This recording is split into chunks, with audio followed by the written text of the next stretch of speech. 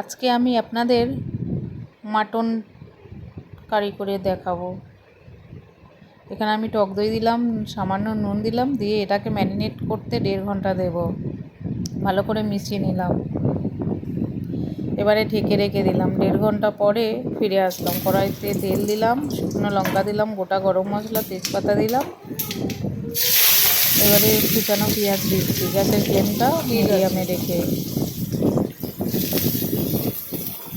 পেঁয়াজগুলো ভালো করে নাড়াচাড়া করে একটু লাল লাল করতে হবে।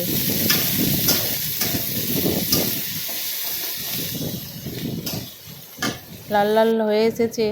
এইবারে এতে আমি অ্যাড করব আদা রসুন পেস্ট। এটাকে ভালো করে কষাতে থাকলাম।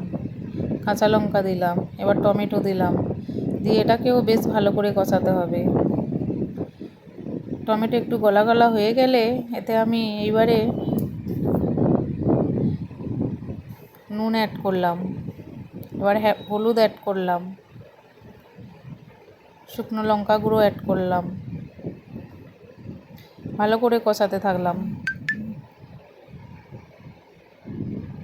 এইবারে এতে মাটনগুলো দিয়ে ভালো করে কষাতে থাকবো। ভালো করে আমি কষাচ্ছি। গ্যাসের ফ্লেমটা মিডিয়ামেই রাখবেন। এবারে এতে আলু অ্যাড করলাম, 2 টুকরো পেঁপেও দিলাম এতে, মাটনটা ভালো করে সেদ্ধ হওয়ার জন্য। ভালো করে কষাতে থাকলাম, কষিয়ে এবারে জল ঢেলে দিলাম। 1 ঘন্টা পরে ফিরে আসলাম। এতে এবার গরম মশলা অ্যাড করলাম। আমাদের মাটন কারি রেডি। গরম গরম ভাতের সাথে পরিবেশন করবেন, আপনারা বানিয়ে দেখবেন।